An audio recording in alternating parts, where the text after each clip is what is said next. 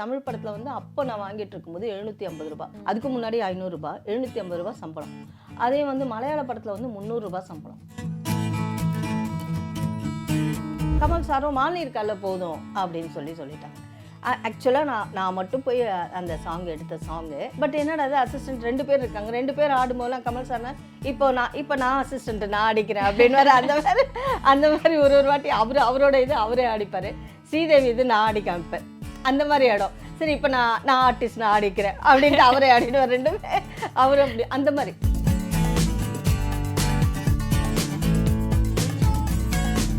பார்த்துட்டே இருந்தோன்னே நம்ம வந்து ஆடினோன்னே இன்னும் ஒரு வாட்டி ஆடுங்க அப்படின்வாங்க. அவ்வளோதான், 2 வாட்டி தான், அதுக்குள்ளே அவங்களே ஆடிடுவாங்க. வேற திருப்பி இப்படி சொல்லணும் அப்படி சொல்லணும்லாம் இல்லை. அப்போ அந்த பீரியடில் அந்த ஒரு நேமும் இருந்தது. மாலினி போட்ட படம் 100 days ஓடிடுது போடுங்க அப்படின்னு சொல்லிட்டு அந்த மாதிரி அப்படியும் ஒரு நேம் வந்தது. டீசிங் சாங்லாம் மாலினி கூப்பிடுங்கன்னு சொல்லுவாங்க. அது என்ன எதனாலன்னு தெரியல.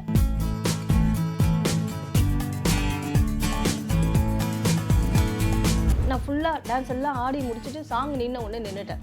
அப்போ வந்து சாங் முடிஞ்சு போச்சுல்ல, அதனால சாங் முடிஞ்சிச்சுன்னு சொல்லிட்டு நான் அப்படியே ஸ்டாப் பண்ணிட்டேன். அங்கேருந்து மேலேருந்து வந்து கீழே இறங்கி வந்து முதுகில் பலார்னு ஒரு அடி வச்சார். அடி வாங்கியிருக்கேன். எதுக்கு அடித்தார்? நம்ம கரெக்டாக தானே ஆடணும், எல்லாமே கரெக்டாக தானே பண்ணோம், ஏன் அடித்தார் மாஸ்டர் சொல்லிட்டு கண்ணெல்லாம் கலங்கிடுச்சு.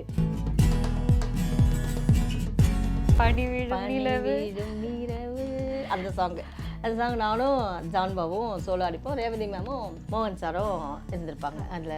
அந்த சாங்கில் இருப்பாங்க அவங்க 2 பேரும், ஊடல் மாதிரி அவங்க 2 பேருக்கும் நாங்கள் ஆடிட்டுருப்போம். ஆடிட்டுருக்கும்போது ஒரு பிட்டு வரும், ஒரு ஃப்ளூட் பிட் வரும். அந்த ஃப்ளூட் பிட்டுக்கு வந்து ஒரு கல் மேலே அழகாக உட்காந்து வாசிச்சுட்டு இருப்பாரு பிரபுதேவா மாஸ்டர். அது அவர் தான் ஃபஸ்ட்டு அவரை வந்து பிரபுதேவா மாஸ்டர் யாருக்குமே தெரியாது, அவர் தான் பிரபுதேவா மாஸ்டர் நிறைய பேருக்கு தெரியாது.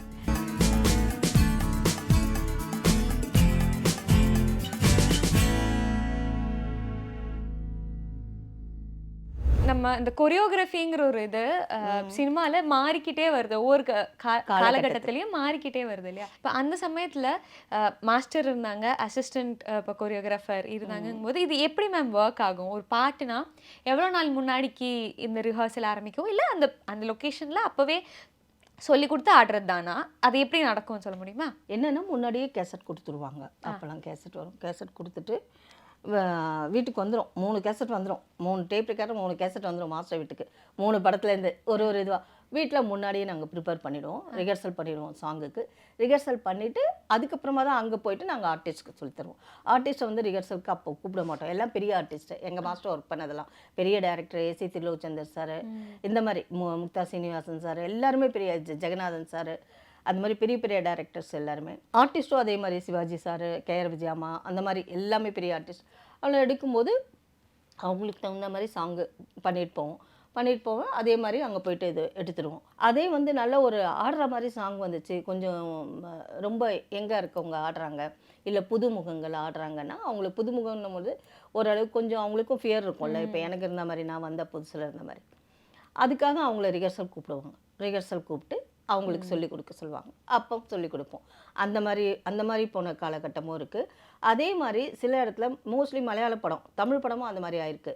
திடீர்னு நீங்கள் லொக்கேஷனில் வந்து பார்த்துக்கோங்க மாஸ்டர், இந்த சாங் டைம் இல்லை, அப்படியே வந்துருங்க அப்படின்னு சொல்லிட்டு சொல்லிடுவாங்க. வந்துட்டோன்னா லொக்கேஷனில் போனோன்னே தான் சாங்கே கொடுப்பாங்க.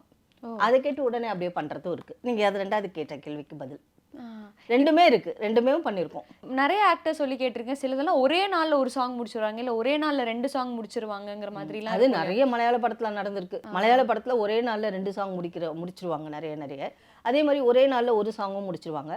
தமிழ்லையும் கொஞ்ச நாளைக்கு அப்புறம் ஒரு சின்ன படங்கள்லாம் வரும்போது ஒரு நாளில் முடிச்சுங்க மாஸ்டர் இந்த பாட்டை, 2 நாள் போகாதீங்க மாஸ்டர், 2 நாள்னா எக்ஸ்பென்ஸ் அதிகமாகும், அதனால போகாதீங்கன்னு சொன்னால் அதுக்கு தகுந்த மாதிரி ஒரே நாளில் முடிச்சிருவோம். இல்லை ஒரு டைம் கொடுத்து நல்லா வரணும் இந்த சாங்கு, பெரிய கம்பெனி அப்படி இப்படின்னா 4 நாள் 5 நாள் போகும், 3 நாள் போகும், மினிமம் 3 நாள் இருந்தால் ஒரு சாங்க்கு நீட்டாக எடுக்கலாம் நீட்டாக போதும். அது அந்த லொக்கேஷன் பொறுத்து, லொக்கேஷன் மாறிட்டே இருந்தால் கொஞ்சம் நிறைய நாள் ஆகும். அந்த மாதிரி செட் சாங்னா அழகாக 3 நாள் இருந்தாவே போதும். இந்த சைடு ஒரு செட்டு, இந்த சைடு ஒரு செட்டு போட்டாங்கன்னா இங்கே எடுத்து முடிச்சுட்டு அப்புறம் இந்த சைடு திரும்பி இப்படி எடுக்க போகிறாங்க, அந்த மாதிரி இதுவாகிடும். அதுதான் எங்கள் மூர்த்தி மாஸ்டர் சொல்லுவார், தமிழ் படத்தில் வந்து அப்போ நான் வாங்கிட்டு இருக்கும்போது 750 ரூபாய், அதுக்கு முன்னாடி 500 ரூபாய், 750 ரூபாய் சம்பளம். அதே வந்து மலையாள படத்தில் வந்து 300 ரூபாய் சம்பளம். அப்போ தான் சொல்லுவார் மாஸ்டர், மலையாள படம்னா 300 நீங்கள் கம்மியாக நினைக்கிறீங்கல்ல, இங்கே ஒரு நாளில் 2 சாங் பண்ணிவிட்டு 600 வாங்கிட்டு போகிறீங்க, அதுவும் ஸ்பாட் பேமெண்ட் 600 வாங்கிட்டு போகிறீங்க. இங்கே தமிழில் வந்து நீங்கள் 2 நாள் ரிஹர்சல் பண்ணுறீங்க, 3 நாள் சாங் பண்ணுறீங்க, அப்புறம் தானே உங்களுக்கு அந்த 750 வருது. அப்போ எது பெருசு உங்களுக்கு? அது பெருசா இது பெருசா? இது எத்தனை நாள் ஆகுது, அது எத்தனை நாள் ஆகுதுன்னு கேட்பார். அவர் அப்படி சொல்லுவார். சொன்னோன்னே எங்களுக்கு சிரிப்பு வரும்.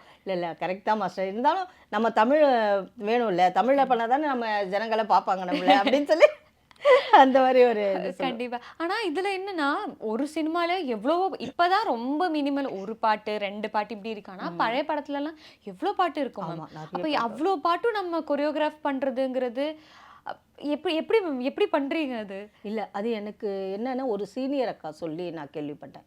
எனக்கு தெரியாது. நான் அந்த அவ்வளோ தூரத்துக்கு முன்னாடி நான் போகல, கொஞ்சம் நடுவில் பின்னாடி தானே வந்திருக்கேன் நான். அவங்க என்ன சொல்லுவாங்கன்னா, ஜெமினி ஸ்டுடியோன்னு ஒரு ஸ்டுடியோ இருக்குது. அங்கே வந்து மாதம் இவ்வளோ சம்பளம்னு கொடுத்துருவாங்களாம் எல்லாருக்கும். மாதக்கணக்காக ரிஹர்சல் நடக்குமா பாட்டுக்கு, மாதக்கணக்காக ரிஹர்சல். சந்திரலேகாலாம் பண்ண காலத்தில் சொல்கிறேன்.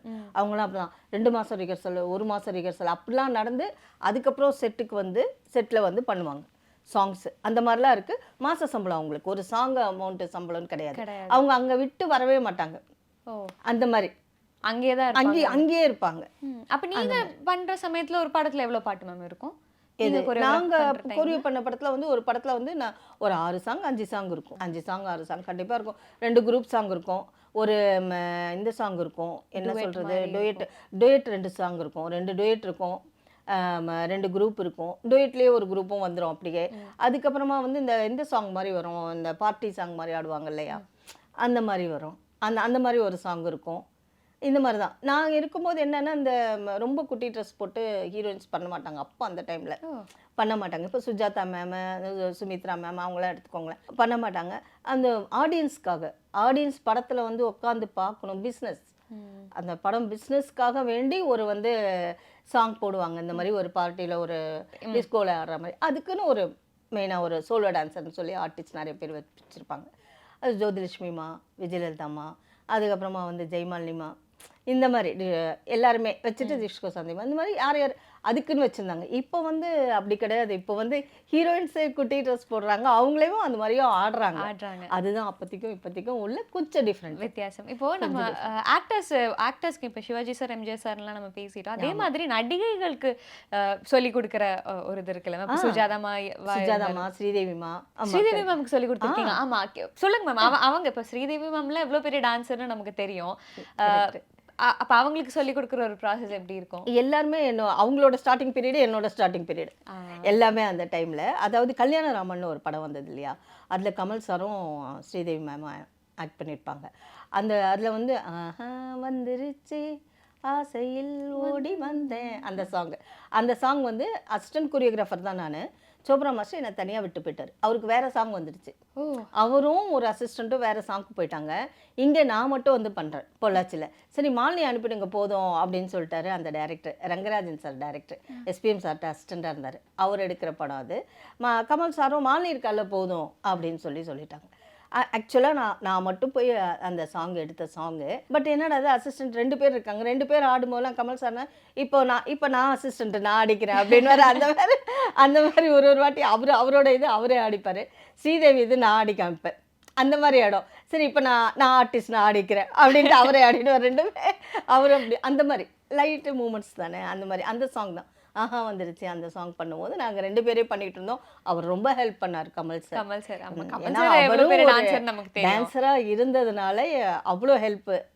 டான்ஸர்னால் அவருக்கு ரொம்ப பிடிக்கும் கமல் சாருக்கு. அவ்வளோ நான் அந்த அளவுக்கு ஹெல்ப் பண்ணார். அவரும் நல்லா இருந்தது அந்த சாங், ஜாலியாக பண்ணணும் அந்த சாங்கு. ஸ்ரீதேவி மேமும் ஜாலியாக பண்ணாங்க, சிரித்தாங்க. அதுக்கப்புறம் வேறு சாங் நான் இப்போ குரூப் போகும்போது பார்த்து சிரித்தாங்க அப்படின்னாங்க. அந்த மாதிரி ஆச்சு. எப்படி இருக்கும் லைக் நல்லா டான்ஸ் தெரியற ஒரு 2 பேரை ஒரு ஆக்டரும் ஆக்ட்ரஸையும் ஆட வைக்கிறதும்? இப்போ டான்ஸ் தெரியாத நிறைய ஆக்டர்ஸ் இருப்பாங்க, அவங்க ஆக்டிங்கில் அப்படி இருப்பாங்க, பட் டான்ஸ்ன்னு வரும்போது அவங்களுக்கு மேபி அவ்வளோ சீக்கிரமாக இப்போ நம்ம பாக்யராஜ் சார் எடுத்தா, பாக்யராஜ் சாருக்கு டான்ஸ் அவ்வளோவா வராது, பட் நமக்கு நடிப்பு டைரக்ஷன்லாம் நம்ம சொல்லவே வேணாம். அப்போ அந்த ஒரு டிஃப்ரென்ஸ் எப்படி இருக்கும் மேம்? பாக்யராஜ் சாருக்கு வந்து உண்மைதான், நீங்கள் சொல்கிறது கரெக்டு தான். டான்ஸு அவ்வளோவா வராது, பட் ஆனால் அவரை மாதிரி ஸ்க்ரீன் பிளே யாராலையும் பண்ண முடியாது. எஸ், அதான் கதை ஸ்டோரி ஒருத்தருக்கு ஒரு டேலண்ட் இருக்கும் இல்லையா, எல்லார்ட்டையுமே எல்லாமே வந்துடாது. சில பேர்கிட்ட ஒரு டேலண்ட் இருக்கும், இன்னொருத்தர்கிட்ட வேறு டேலண்ட் இருக்கும், அந்த மாதிரி. அப்போ ஆனாலும் புளியூர் சர்ஜக்கா விட மாட்டாங்க. நீங்கள் பண்ணி தான் ஆகணும் தம்பி, எனக்கு தெரியாது தம்பி, நீங்கள் பண்ணுவீங்க பண்ணுங்க. அக்கா என்னக்கா இதெல்லாம் என்னால் ஆட முடியாதுக்கா. இல்லை நீங்கள் ரிஹர்சல் எடுங்க, பண்ணுவீங்கன்னு என்னையும் மணியனாவையும் அவர் வீட்டுக்கே அனுப்பிச்சிடுவாங்க. அவர் வீடுனா ஆஃபீஸ் அவர் ஆஃபீஸ்க்கு அனுப்பிச்சிட்டு வள்ளுவர் கோட்டத்தில் இருந்தேன். அங்கே போயிட்டு நாங்கள் ப்ராக்டிஸ் கொடுப்போம் சின்ன வீடு டைமில் வந்து அந்த சிட்டுக்குருவி தொட்டு பழகு அந்த சாங்கு அதுக்கப்புறம் நாங்கள் ஆடிருப்போம் ஒரு 4 பேர் அவரோட சின்ன வீட்டில். அப்போ ஆடி இருக்கும்போது அந்த சாங்கெல்லாம் ப்ராக்டிஸ் கொடுப்போம் அவருக்கு முன்னாடியே இங்கே ப்ராக்டிஸ். அதுக்கப்புறம் ஏவிஎம் செட்டுக்குள்ளே வந்துடுவோம். செட்டுக்குள்ளே வந்து ஏதாவது ஒரு மூமெண்ட் டஃப்பாக இருந்தது வரலனாக்கா அக்கா அப்படின்வாரு, நீ கவலைப்படாத அப்படின்னு சொல்லிட்டு மணினாவை அனுப்பி விட்டுருவாங்க இப்போ மேக்கப் ரூமில் போயிட்டு அவருக்கு மேக்கப் ரூமில் கொஞ்சம் சொல்லி கொடுத்துட்டு அதுக்கப்புறம் இங்கே வந்து ஒரு 2 வாட்டி அவர் சொல்லி கொடுத்துட்டு செட்டில் ஆடுற மாதிரி பண்ணுவாங்க. அந்த மாதிரி இன்ட்ரெஸ்ட் தான் காரணம், வேறு ஒன்றும் இல்லை. இப்போ பாக்கியராஜ் சார்லாம் வந்து ரைட்டிங்கு அதெல்லாம் அடிச்சுக்கவே முடியாது அவரை. இப்போ நாங்களாம் என்ன டான்ஸ் படிச்சுட்டு வந்தோம், புரியுதா? இப்போ நாங்கள் ஆடலைன்னா தான் தப்பு. அவங்க ஆர்டிஸ்ட், அவங்க டேலண்ட் நமக்கு வராது, நம்ம டேலண்ட் அவங்களுக்கு வராது, அவ்வளோதான் இல்லையா? ஆனாலும் நம்ம ட்ரை பண்ணலாம். அவங்களோட இடத்துக்கு போகணுன்னு நம்மளும் நடிப்பில் ட்ரை பண்ணலாம், அவங்களும் நம்ம இடத்துக்கு வரணும்னு அவங்க ட்ரை பண்ணி தான் அந்த அளவுக்கு சின்ன வீட்டில் ஆடிப்பார் பாருங்க. இப்போ நம்ம Kamal sir Sridevi ma'am combination தான் பேசிட்டு இருந்தோம். அவங்களோட காம்பினேஷன் பார்த்துருக்கோம், எவ்வளவோ படத்துல பார்த்துருக்கோம். அவங்களோட கொரியோகிராஃபிக்கு நீங்க அசிஸ்டன்ட் கொரியோகிராஃபரா ஒர்க் பண்ணியிருந்தீங்க. அது எப்படி இருந்துச்சுன்னா அவர் 2 பேருமே டான்சர்ஸ். ஸோ கஷ்டப்பட்டு டான்ஸ் சொல்லி கொடுக்கணுங்கிற ஒரு இது இல்லை. கமல் சார் எவ்வளவோ அதான் கமல் சாரோட இன்புட்டும் இருக்கும்னு சொல்லியிருக்கீங்க. ஸ்ரீதேவி மேம்க்கு எப்படி இருக்கும்? ஸ்ரீதேவி மேம்க்கு வந்து குவைட்டு, ரொம்ப சாஃப்ட்டு, ரொம்ப குவைட்டு. அப்படியே ஆடுறது அப்படியே ஒரு வாட்டி அப்படியே பார்த்துட்டே இருப்பாங்க. பார்த்துட்டே இருந்தோன்னே நம்ம வந்து ஆடினோன்னே இன்னும் ஒரு வாட்டி ஆடுங்க அப்படின்வாங்க. அவ்வளோதான், 2 வாட்டி தான், அதுக்குள்ளே அவங்களே ஆடிடுவாங்க. வேறு திருப்பி இப்படி சொல்லணும் அப்படி சொல்லணும்லாம் இல்லை, பண்ணி பார்த்துட்டு தான். பண்ணி பார்க்காம நம்மளும் எடுக்க மாட்டோம் இல்லையா? பண்ணி பார்த்துட்டு ரிஹர்சல் பண்ணி பார்த்துட்டு உடனே ஓகேடா. அவங்களுக்குலாம் வந்து என்ன சொல்கிறது, அவங்கெல்லாம் பிறவிலேயே வந்தவங்க, கலைக்கிட்டே பிறந்தவங்க. அவங்கெல்லாம் 2 வாட்டி பார்த்த உடனே ஓகே அப்படி ஆடிடுவாங்க. அவங்களுக்கெல்லாம் வந்து திருப்பி இல்லை இது இப்படி கிடையாது, அப்படி ஆடுங்கன்னு சொல்கிறதுக்கு சான்ஸே எங்களுக்கு கொடுக்கல. பியூட்டிஃபுல். அதுக்கப்புறம் நிறைய ஆக்ட்ரஸ் கூட நீங்கள் சோலோவாக ஆடி இருக்கீங்களா மேம்? ஆமாம், நிறைய. இப்போ சுஹாசினி மேம் கூட ஆடி இருக்கீங்க. இப்போ அந்த ஜேர்னி சொல்லுங்க மேம். ஏன்னா அசிஸ்டன்ட் கொரியோகிராஃபராக இருந்து அதுக்கப்புறம் நீங்கள் நிறைய கொரியோகிராஃபி பண்ணி ஆன் ஸ்க்ரீன் வந்து ஃபர்ஸ்ட் பேக்ரவுண்டில் இருந்திருக்கீங்க, குரூப் டான்ஸில் இருந்திருக்கீங்க, அது இல்லாமல் சோலோ. அந்த ஒரு ஜேர்னி சொல்லுங்க மேம். அங்கேருந்து ஒவ்வொரு கட்டம் தாண்டி இருக்குல்ல அந்த ஜேர்னின்னா பார்க்க போனாக்கா ஃபஸ்ட்டு வந்து ராமு மாஸ்டர்னு ஒரு மாஸ்டர், அவர்கிட்ட அன்று சிந்திய ரத்தத்தில் ஒரு சோலோ பிட்டு, ஓன்லி மியூசிக் பிட், அதை ஆடிருக்கேன். அந்த ஜெய்சங்கர் சார் படம் அது பண்ணியிருக்கேன். அப்போ ரொம்ப குட்டி, அப்போ அது பண்ணியிருக்கேன். அதுக்கப்புறம் கொஞ்ச நாள் கழித்து கொஞ்சம் நல்லா படிச்செல்லாம் முடிச்சுட்டு வந்துட்டு கொஞ்ச நாள் கழித்து புதிய வார்ப்புகள் ஃபஸ்ட்டு என்னோடது புளியூர் சர்ஜக்காட்ட தான் நிறைய சோலோ ஆடியிருக்கேன். மற்ற சுந்தர மாஸ்டர்ட்டையும் நிறைய ஆடியிருக்கேன், நிறைய பேர்கிட்ட, பாபு மாஸ்டர்கிட்ட ஆடியிருக்கேன், டிகேஎஸ் பாபு மாஸ்டர்கிட்ட, கன்னி பருவத்திலே ஆடியிருக்கேன். கன்னி பருவத்திலே அதுக்கடுத்து அந்த டைம்லேயே அதே டைம்லேயே வந்து அடிராமாயின்னு ஒரு சாங்கு இவங்க கீர்த்தி சுரேஷ் அம்மா மேனகா அவங்களோட வந்து ஆடியிருக்கேன். கீர்த்தி சுரேஷ் அம்மான்னு சொல்லிட்டேன், மேனகாவோட பொண்ணு தான் கீர்த்தி சுரேஷ். மேனகாவோட நானும் மேனகாவும் அதை ஆடியிருக்கோம். அதுக்கப்புறம் வந்து சுஹாஸ்ரீயோட ஆடியிருக்கேன். சுஹாஸ்ரீயோட கோபுரங்கள் சாய்வதில்லை அந்த சாங், டீசிங் சாங்னா மாலினி கூப்பிடுங்கப்பா அப்படின்வாங்க. அதே அப்படி ஒரு இது தெரியல. அதுக்கப்புறம் நான் அந்த சாங் வந்து மோஸ்ட்லி வந்து 100 days அந்த படம்லாம் நான் எந்த சாங் ஆடுறோன்னா அப்போ அந்த பீரியடில் அந்த ஒரு நேமும் இருந்தது, மாலினி போட்ட படம் 100 days ஓடிடுது போடுங்க அப்படின்னு சொல்லிட்டு அந்த மாதிரி அப்படியும் ஒரு நேம் வந்தது. டீசிங் சாங்னா மாலினி கூப்பிடுங்கன்னு சொல்லுவாங்க, அது என்ன எதனாலன்னு தெரியல அந்த மாதிரி. அதுக்கப்புறம் சகலகலா வல்லவனில் டைட்டில் சாங் ஆடியிருப்பேன். அம்மன் கோயில் கிழக்காலைன்னு ஒரு சாங் வரும், அந்த சாங் ஆடியிருப்பேன். ராகம் தேடும் பல்லவின்னு ஒரு சாங் டிஆர் சார்து, அவரு வந்து சுந்தர மாஸ்டர், அந்த சாங் ஆடியிருப்பேன். அது என்ன, நான் ஆத்தாங்கர் போனேன் என் ரோசா பூவை காணும்னு சொல்லிட்டு ஒரு பேத்தட்டிக் சாங் வரும். ஹீரோயின் வந்து ரொம்ப பேத்தாஸில் இருப்பாங்க. அப்போ பீச்சில் வந்து ஒரு கூட்டம், ஒரு ஜாதி கூட்டம் வந்து டான்ஸ் ஆடிட்டுருக்கோம். அந்த மாதிரி அது வந்து என்ன ஆச்சுனாக்கா அந்த டைமில் வந்து என்னோடய ஆக்சிடெண்ட் ஆகி கால் வந்து ஸ்டிச்சஸ் போட்டிருந்தது முட்டிக்கு. அதனால் என்னால் வர முடியாது மாஸ்டர். சாங் கூப்பிட்டுருந்தாங்க, சோலோவாக என்னன்னு தெரியாது. அதனால் என்னால் டான்ஸ் ஆட முடியாது மாஸ்டர் அப்படின்னு. இல்லைம்மா சோலோ தான் அப்படின்னு. ஐயோ சோலோனா இன்னும் நல்லா ஆடணும்ல, என்னால் முடியாது, நீ ஆடவே வேண்டாம், நான் உன்னை உட்கார வச்சு நடக்க வச்சு சாங் எடுக்கிறேன், நீ வா அப்படின்னு சொல்லி கூப்பிட்டு போயிட்டு அந்த சாங்கும் அந்த மாதிரியே தான் இருந்தது. அந்த மாதிரி தான் எடுத்தாங்க.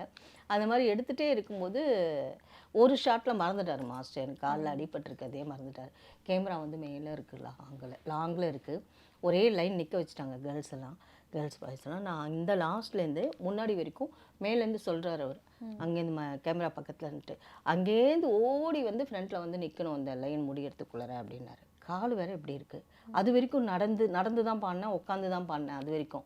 இந்த ஒரு ஷாட் மட்டும் இப்படி வந்து சொல்லிட்டாரு. என்ன பண்ணுறது, இங்கேருந்து நான் கத்தவும் முடியாது, கத்தினாலும் கேட்காது, அவ்வளோ தொலைவில் இருக்காங்க. ஓடி வந்து இங்கே நிற்கணுன்னொன்னே சரி பண்ணிடுவோம், ஏதோ சொல்லிட்டார் அவர், இப்போ என்ன பண்ணுறது, சரி நம்ம பண்ணிடலாம் சொல்லிட்டு அதே மாதிரி அங்கே இருந்துட்டு அவன் ஃப்ரண்ட் வரைக்கும் அந்த லைன் முடியறதுக்குள்ளார ஓடி வந்து நின்றுட்டு அதுக்கப்புறம் தான் வழியே தெரிஞ்சுது எனக்கு. நான் வரும்போது கூட தெரியல, என்னோட மைண்டில் வந்து நம்ம கரெக்டாக போய்ட்டு அங்கே போய்ட்டு நின்றுணும், மாஸ்டர் சொல்லிட்டா நம்ம போய் பண்ணிட்டோம் அப்படின்னு சொல்லிட்டு கரெக்டாக வந்து நின்றுட்டதுக்கு அவருக்கே தெரியல, மறந்துட்டார் அவர். அப்புறம் சாரி மாலினி அப்படின்னாரு. கால் ரொம்ப வலி இருந்துச்சு. அப்போ சாரி மாலினி அப்படின்னு சொல்லி அதுக்கப்புறமா அவர் அந்த பீரியடில் எங்கள் பீரியடில் இருந்த நாங்கள் கேர்ள்ஸ் பாய்ஸ் எங்களுக்கு முன்னாடி இருந்தவங்ககிட்டேருந்து கற்றுக்கிட்ட விஷயம் இது. மாஸ்டர் என்ன சொன்னாலும் நாங்கள் உடனே அப்படியே பண்ணிவிடுவோம். அதுதான். அதனால் அந்த மாதிரி அவர் சொன்ன உடனே அவங்க சொன்னாங்களா, அவங்க என்ன மாஸ்டர் குதினாலும் குதிச்சிடுவோம், ஆடுனாலும் அந்த மாதிரி சொல்லுவாங்க. சரின்னு சொல்லிட்டு அதை உடனே பண்ணிட்டோன்னே அவருக்கும் ரொம்ப சந்தோஷம், டிஆருக்கும் ரொம்ப சந்தோஷமாக இருந்தது. எனக்கு அதுதான் கேட்கணும் மேம். இப்போ அசிஸ்டன்ட் கொரியோகிராஃபராக இருக்கும்போது மாஸ்டர் ஒரு விஷயம் சொல்லுவாங்க, நீங்கள் அதுக்கு ஏற்ற மாதிரி பண்ணுவோம் அப்படி. பட் அதுவே நீங்கள் ஆன் ஸ்க்ரீன் வந்து நீங்கள் ஆடும்போது மாஸ்டர் ஒரு எல்லா மாஸ்டர்ஸுமே ஒரு விதமாக இருப்பாங்க இல்லையா, அது எப்படி இருக்கும் மேம்? நீங்கள் ஆன் ஸ்க்ரீன் வந்ததுக்கப்புறம் திட்டலாம் வாங்கியிருக்கீங்களா? நான் 2 பேர்கிட்ட வாங்கியிருக்கேம்மா திட்டு. என்னென்னா ராமு மாஸ்டர்கிட்ட திட்டு வாங்கியிருக்கேன். ஃபஸ்ட்டு புதுசு, நான் வந்த புதுசில் ஆடிட்டே இருக்கோம், நான் ஃபோர் கிரவுண்டில் ஆடிட்டுருக்கேன். எல்லோரும் நிறைய லென்த்து ஷார்ட்டு, எண்டு சாங்கோட எண்டு சாங்கு எல்லோரும் ஆடிக்கிட்டே இருக்கோம். இது என்ன படம்னு தெரியல, சிவாஜி சார் தான் அதுலேயும். சிவாஜி சாரும் ஹீரோயின் வந்து வாணி ஸ்ரீமான்னு நினைக்கிறேன். நடுவில் என்ன ஆடிட்டுருக்காங்க. நான் கேமரா அதுவும் மேலே இருக்க ஹைட்டில் எல்லோரும் அங்கே இருக்காங்க. நானும் என் ஃப்ரெண்ட்ஸ் இங்கே ஒரு 6 பேர் அப்படியே ஆடிட்டுருக்கோம். நாங்கள் ஃபோர் கிரவுண்ட், மற்றவங்கெல்லாம் அப்படியே ஃபுல்லாக அப்படியே ஸ்ப்ரெட் ஆகி நிற்கிறாங்க, எல்லாம் ஆடிட்டுருக்காங்க. நான் முன்னாடி ஃபோர் கிரவுண்டில் நிற்கிறதுனால பின்னாடி எனக்கு பார்க்க தெரியல. நான் ஃபுல்லாக டான்ஸ் எல்லாம் ஆடி முடிச்சுட்டு சாங் நின்ன உடனே நின்றுட்டேன். அப்போ வந்து எனக்கு சாங் முடிஞ்சு போச்சுல்ல, அதனால சாங் முடிஞ்சிடுச்சுன்னு சொல்லிட்டு நான் அப்படியே ஸ்டாப் பண்ணிட்டேன். அங்கேருந்து மேலேருந்து வந்து கீழே இறங்கி வந்து முதுகில் பலார்னு ஒரு அடி வச்சார். அடி வாங்கியிருக்கேன். எதுக்கு அடித்தார், நம்ம கரெக்டாக தானே ஆடணும், எல்லாமே கரெக்டாக தானே பண்ணோம், ஏன் அடித்தார் மாஸ்டர் சொல்லிட்டு கண்ணெல்லாம் கலங்கிடுச்சு. எல்லோரும் இவ்வளோ பேர்லாம் வேறு இருக்காங்களே, வெக்கம் ஷேம் ஆகிடுச்சு. என்ன மாஸ்டர் என்ன தத்தி என்ன அப்படியே ஆட வேண்டியதானே, அப்படியே கண்டினியூ, சாங் முடிஞ்சிச்சா என்ன அப்படியே ஆட வேண்டியதுன்னு சொல்லிட்டு திட்டிட்டு போயிட்டார். அப்புறம் என்னன்னு பார்த்தாக்கா அப்புறமா சொன்னார், சாங் வந்து முடிஞ்சால் கூட ஆடிக்கிட்டே இருக்கணும், இவ்வளோ பேர் ஆடுறாங்க, நீ ஆடுறதுக்கு என்ன, நான் கொஞ்சம் 4வது ரோவோ இல்லை 5வது ரோவோ 3வது ரோவோ 2வது ரோவோ இருந்தால் கூட முன்னாடி ஆடுறவங்கள பார்த்து ஆடிருப்பேன். நானே நிற்கிறதே முன்னாடி, நான் நின்றுட்டேன். அந்த பாட்டு முடிஞ்ச உடனே நின்றுட்டேன். அப்போ எனக்கு தெரியல பாட்டு முடிஞ்ச உடனே கூட ஆடணும், கண்டினியூ பண்ணணும் அப்படின்றது தெரியல. அதுலேருந்து நான் எப்போவுமே இது ஒரு பாடம் எனக்கு, எந்த சாங்காக இருந்தாலும் பாட்டு முடிஞ்சா கூட அந்த ஷார்ட் முடிஞ்சால் கூட கியூ கொடுப்பேன், ஏதாவது ஒரு கியூ கொடுப்பேன். அதுதான் அந்த மாதிரி அவர்கிட்ட அது அடி வாங்கியிருக்கேன் அந்த ஃபஸ்ட்டு வந்த புதுசில். அதே மாதிரி கன்னி பருவத்தில் நான் சொன்னேன் இல்லையா சோலோ ஆடினேன்னு, அந்த இதில் வந்து ஒரு ஷார்ட் வச்சுருந்தாங்க, எனக்கு க்ளோஸ் வச்சுருந்தாங்க. இங்கே க்ளோஸ்அப்ஸில் பாட்டு பாடும்போது நான் வந்து வாய் ரொம்ப பெருசு பண்ணி பாடிட்டேன். அந்த நல்லா ஓப்பன் பண்ணி பாடிட்டு இருந்தேன்னா சரோஜாக்கா வந்து திட்டினாங்க, எப்போவுமே லாங்கில் இருக்கும்போது நீ ஓப்பன் பண்ணி பாடினா பரவாயில்ல, லாங் ஷாட்னா கிட்டக்க இருக்குது, இங்கே வந்து வாய் எவ்வளோ பெருசாக ஓப்பன் பண்ணுறிய, என்ன சின்னதாக வச்சு பாரு வாய் அப்படின்ட்டாங்க. அந்த கசர்னதே எனக்கு மனசு கஷ்டமாக இருந்தது. அது ஒரு மாதிரி அந்த மாதிரி சொன்னோன்னே அது 2 பேர்கிட்ட திட்டு வாங்கியிருக்கேன். அவ்வளோதான், வேறு எந்த மாஸ்டர்கிட்டையும் ஒரு திட்டு கூட நான் வாங்கினதில்லை. எல்லார்ட்டையும் அப்ரிஷியேட் இல்லைன்னா அப்ரிஷியேட் பண்ண மாட்டாங்க, நல்லா இருக்கு, அவ்வளோதான். அந்த மாதிரி தான் திட்டுன்றது வாங்கினதில்லை. வாங்கின திட்டு வந்து இந்த 2 பேர்கிட்ட தான்.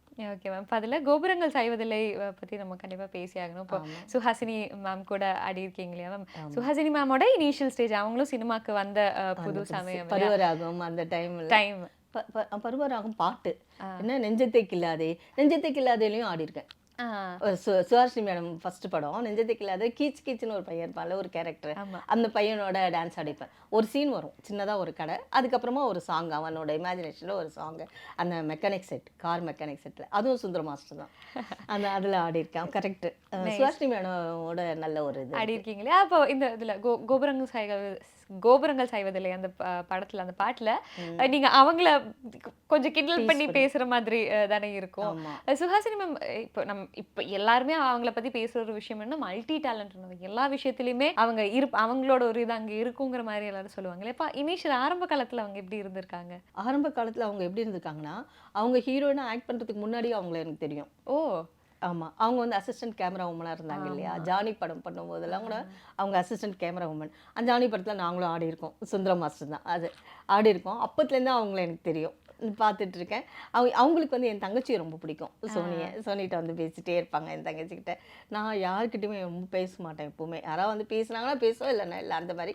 அதுக்கப்புறம் இவங்க ஹீரோயின் ஆகிட்ட பிறகு சாங்க்களை போக போக அப்போ பேச ஆரம்பிச்சிட்டாங்க, அப்போ பேசினாங்க. அதான் அதுக்கு முன்னாடியிலேருந்தே தெரியும், அவங்க அசிஸ்டன்ட் கேமரா உமனாக இருக்கும் போதுலேருந்தே தெரியும் அவங்களே. ஆனால் அவங்களும் கொஞ்சம் டெக்னீஷியனாக இருந்ததுனால அவங்க ரொம்ப ஃப்ரீக்வெண்ட்டாக ஆக்ட் பண்ணாங்க. ஆக்டிங்கில் ஒரு பயமும் இல்லை. அவங்க எத்தனை ஆக்டர்ஸை பார்த்துருப்பாங்க சைடில் இருந்துட்டு, அதனால அவங்களுக்கு அது கொஞ்சம் கூட பயமே இல்லை.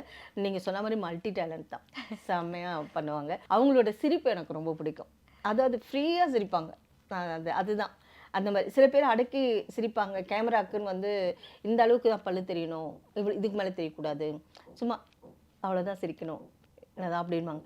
அதெல்லாம் இல்லாமல் ஓப்பனாக சிரிக்க, அதில் ஒரு அழகு இருக்குது. ஓப்பனாக அந்த காலத்து ஆர்டிஸ்ட்லாம் இவ்வளோ தான் பார்க்கணும், இவ்வளோ தான் சிரிக்கணும், இப்படி தான் நடக்கணும், அப்படிலாம் இருந்தது நான் வந்த புதுசில். ஆனால் சுஹாசினி வந்த பீரியட்லேருந்து அது இல்லைன்னு நினைக்கிறேன். அதுக்கு ஸ்டார்டிங்கே இவங்க தான் நினைக்கிறேன் ஃப்ரீக்வெண்ட்டாக ஆக்ட் பண்ணாங்க. அதுக்கப்புறம் பிரபுதேவா மாஸ்டருக்கு நீங்கள் கொரியோகிராஃபி பண்ணியிருக்கீங்களா மேம்? பண்ணியிருக்கேன். பிரபுதேவா மாஸ்டருக்கு அதை சொல்லணும்னா எப்படின்னாக்கா, ஃபஸ்ட்டு வந்து இந்த மௌனராகம் படம் இருக்கு இல்லையா, அதுவும் சுந்தர மாஸ்டர் தான் மௌனராகம். அதில் வந்து சோலோ ஆடிப்போம், நானும் ஜான் பாபு மாஸ்டர் ஆடிப்போம். அந்த பாட்டு என்னன்னு சொல்லுங்க. பனி வீழும் நிலவு அந்த சாங் நானும் ஜான் பாபுவும் சோலோ ஆடிப்போம். ரேவதி மேமும் மோகன் சாரும் இருந்திருப்பாங்க அதில், அந்த சாங்கில் இருப்பாங்க. அவங்க 2 பேரும் ஊடல் மாதிரி அவங்க 2 பேருக்கும் நாங்கள் ஆடிட்டுருப்போம். ஆடிட்டு இருக்கும்போது ஒரு பிட்டு வரும், ஒரு ஃப்ளூட் பிட் வரும். அந்த ஃப்ளூட் பிட்டுக்கு வந்து ஒரு கல் மேலே அழகாக உட்காந்து வாசிச்சுட்டு இருப்பாரு பிரபுதேவா மாஸ்டர். அது அவர் தான் ஃபஸ்ட்டு அவரை வந்து பிரபுதேவா மாஸ்டர் யாருக்குமே தெரியாது, அவர் தான் பிரபுதேவா மாஸ்டர் நிறைய பேருக்கு தெரியாது. அவர் வந்து ரொம்ப ஒல்லியாக இருப்பார். அவரும் வந்திருந்தார். அப்போது ஒரு பாய் வரல குரூப்பில், உடனே மாஸ்டர் அவரை கூப்பிட்டு வந்துட்டு அவரும் அங்கே உட்காந்துட்டு பண்ணுவார். அந்த டைமில் அவர் இங்கே இருக்கும்போதே அவரோடையும் சேர்ந்தே ஒரு ஷாட் வரும். அந்த மாதிரி அப்பத்துலேருந்து, அதுக்கும் முன்னாடிலேருந்து கூட பிரபு தெரியும் எனக்கு நல்லா. ஏன்னா மாஸ்டர் வீட்டுக்கு நாங்கள் போவோம், மாஸ்டர் எங்கள் வீட்டுக்கு வருவாங்க, அதனால அக்காவை தெரியும், அதான் அவங்க அம்மாவை நல்லா தெரியும். அதனால மயிலப்பூரில் அவங்க இருந்தப்போ கொஞ்சம் பழக்கம், ஏன்னா ரிஹர்சல்லாம் நடக்குவாங்க வீட்டில், அதனால தெரியும். அப்போவே இவங்கெல்லாம் சின்ன பசங்க, ரொம்ப சின்ன பசங்க. ராஜுவும் அந்த பிரபு, மாஸ்டர் பிரபு, ராஜு மட்டும் கொஞ்சம் பெரியவர், நம்ம நாகேந்திர பிரசாத் எல்லாருமே எல்லாம் படிச்சுட்டு இருப்பாங்க அப்போ. அதனால அப்போத்துலேருந்தே தெரியும். அவங்க இதில் பிரபுதேவா மாஸ்டர்கிட்ட நான் ஒரு சாங் அசிஸ்டன்ட் கோரியோகிராஃபியும் பண்ணியிருக்கேன், நான் வந்து மாஸ்டராகவும் பண்ணியிருக்கேன். ஆமாம். So Prabhudeva master he itself is a choreographer. அவரே ஒரு டான்சர், அவரே ஒரு கொரியோகிராஃபர். அவரோட ஆரம்ப காலத்தில் நம்ம சொல்லி கொடுக்குறீங்கும் போது ஏன்னா அவருக்கு ஆல்ரெடி டான்ஸ் தெரியுங்கிற ஒரு இது இருக்கு இல்லையா மேம், அது எப்படி இருந்துச்சு?